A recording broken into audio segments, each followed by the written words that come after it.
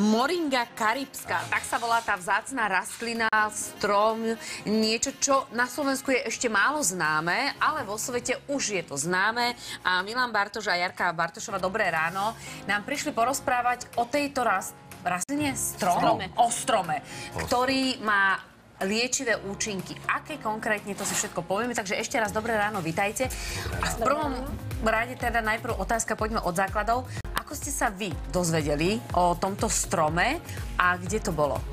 Bolo to na Karibskom ostrove Santa Lucia, kde nám jeden pracovník tej cestovky... Vy ste tam ale boli pracovník či dovolenka? Dovolenka. Klasická dovolenka, išli ste na výlet a zrazu... Zrazu nám tam spomína miestny cestovkár, teda Moringa. Sami sme nevedeli a čudovali sa, rozprávali, ako to berú ľudia bežne tam a aké účinky to má. A hneď na to som začal tú moringu brať, od neho sme už zobrali prvé, potom sme sa nejak rozpozerali, na internete človek čítal a toľko toho tam bolo, aj teraz je tam stále viacej. Čo to tá moringa vlastne je? A čo to tá moringa vlastne je? Moringa je strom. Medzi iným najrýchlejšie rastúci strom na svete. Tam bol záber jeden, ja som medzi tými stromami, ale tie stromy majú 7-8 mesiacov. Za taký čas narastú 6-7 metrov. Oni sú zvláštne vraj tým, že dokážu udržať veľa vody, že im potom nevadí možno aj suché obdobie? Nie, nevadí suché obdobie. V Karibiku není suché obdobie, takže tam to nevadí preto, lebo tam má stále kvalitnú zem. To je špeciálne. Santa Lucia je vulkanický ostrov a tá voda je najlepšia a sústavná voda, ktorá je tam prší denne. My už tu vidíme aj kvety, aj listy, aj plody, alebo také strúky, vnútri sú semiačka. Čo sa z toho využíva a na čo sa teda konkrétne tá moringa využíva? Tak najviac sa využívajú listy, ktoré obsahujú najväčšie množstvo vitamínov, minerálov, enzymov zo všetkých rastlín na svete.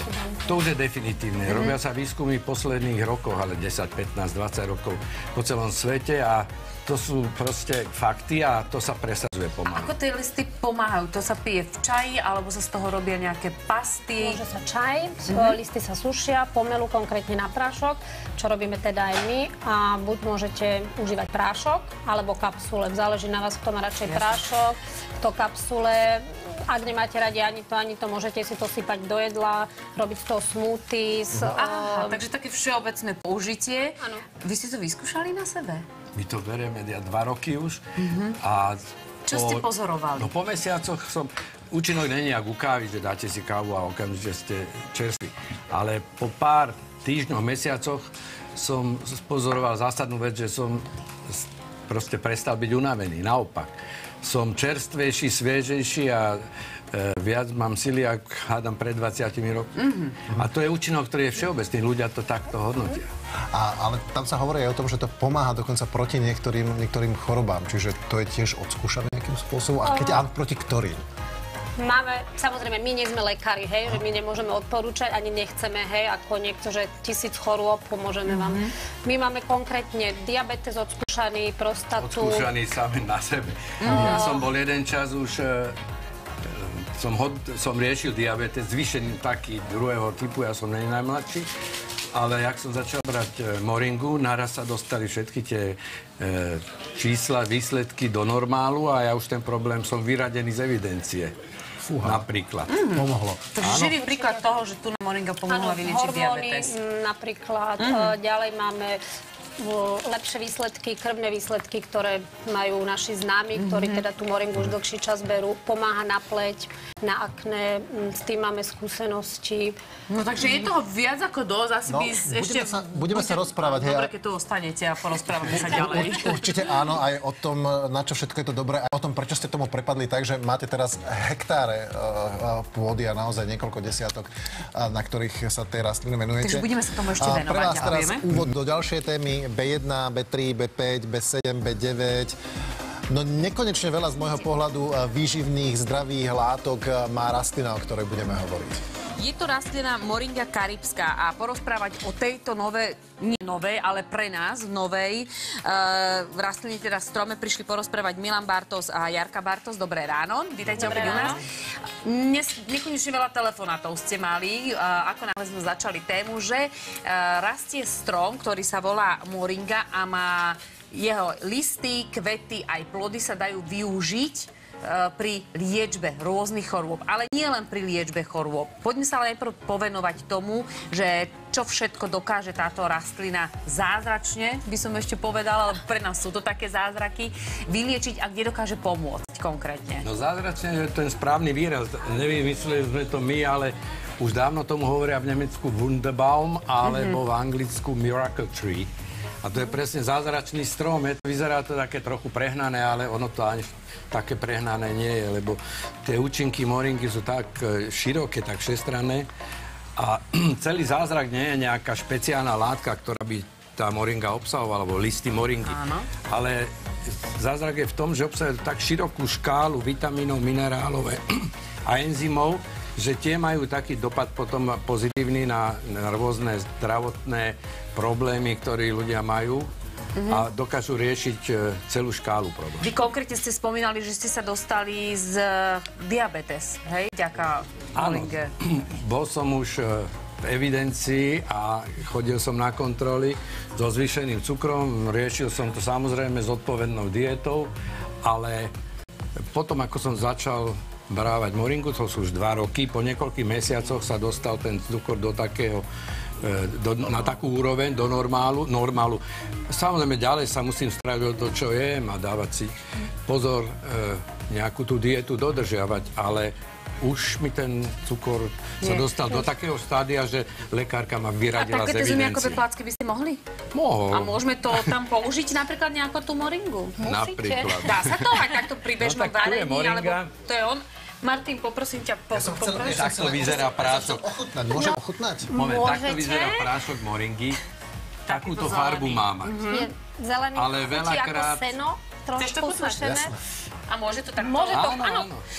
Spomínali sme ešte aj ďalšie účinky, nielen tie zdravotné, ale napríklad... si nadelil. No, ja by som si trošku menej dala, ja už to poznám, ešte menej. Na špičku Dobre, a koľko sa má toho užívať? Ako? Keď teraz, že málo menej. 2-3 kapsle denne. Napríklad. Ja varím s tým práškom, tak. To je zapiť vodou? To je odvaha. Tak toto dáme Martinovi. Martin jemne poprášiť plápku.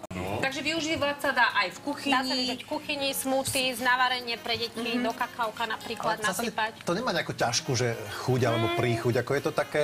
Príjemné? Nie, no príjem také horkasté trošku. Okay. Tak vyskúšam aj ja. Ešte sme spomínali aj ďalšie aspekty a skúsenosti, ktoré s tým máte. Ktoré máme, lebo rozprávame na základe skúseností, nie sme lekári. Máme skúsenosti teraz s podporou laktácie, konkrétne s kamarátkou, s mojou sestrou. Máme 2 moringovské babetka, ako im hovoríme, 7-8 mesačné. Čo tie babetka? Je to aj na nich vidieť, že sú menej chore, nemajú také bežné detské choroby, výražky, alebo neviem, čo všetko ešte... Chore nie sú vôbec, v podstate zdravé sú, ale ide hlavne o tú podporu laktácie pre matku, hej? Čo majú dostatok mlieča. Dobre, áno. Jedna vec ešte, my sme rozprávali o tom, že tá rastlina poznajú generácie možno nejakých domorodcov v rôznych krajinách, ale nie je moringa ako moringa. Sú totiž to krajiny, kde je inak pestovaná, na inej pôde, má toto vplyv. Vy priamo totiž to vlastne hektáre pôdy, na ktorých sa pestuje, čiže rozhodli ste sa pre Karibik. A prečo? Karibik je, čo sa klímy týka, to najlepšie na pestovanie nielen moringy. Tam je teplota a vlhkosť tak ideálna. K tomu všetkému ešte na ostrove Santa Lucia je čiste vulkanický ostrov. Nie, celý Karibik vulkanický, sú aj ostrovy, ktoré sú korálové. Napríklad Barbados je korálový ostrov. Ale práve tá vulkanická pôda je tá... Tá vulkanická pôda je najlepšia pre pestovanie moringy. Tá moringa z Karibiku, a teda zo Santa Lucia, sa nedá porovnať s nejakou z Etiópie alebo z Indie, ktoré veľakrát nemajú zďaleka tú kvalitu, ale nielen kvalitu, ale často sa tam... Forma spracovávania, hej? My máme priemyselnú sušičku, mlyn, ktorý je špeciálne na moringu v Karibiku a spracovávame ho na takej úrovni. Okrem iného my predávame story tým ľuďom, príbeh. My chceme ukázať na internete, že my sme tí, kto hľadali tie plantáže, zakladali sme firmu. To znamená, že takýto krásny, jednoduchý strom a tieto účinky moringy si budete môcť vyskúšať aj vy dokonca, pretože máme tu teraz odmenu pre 3 divákov, ktorú ste priniesli. A konkrétne ide o o produkty, ktoré teraz posielame. Za chvíľku povieme ceno. Divákom ide o prípravok Moringa Caribbean, ktorú sú zásobárňou látok a pôsobia preventívne pri viac ako 300 ochoreniach. Takže naozaj podľa ajurvédy všeliek a získava A vyhráva to Janka Nováková Košice, Petra Janačková Žilina a Miriam Prístavková Dolné Saliby. Blahoželáme. Blahoželáme, áno. A ešte stále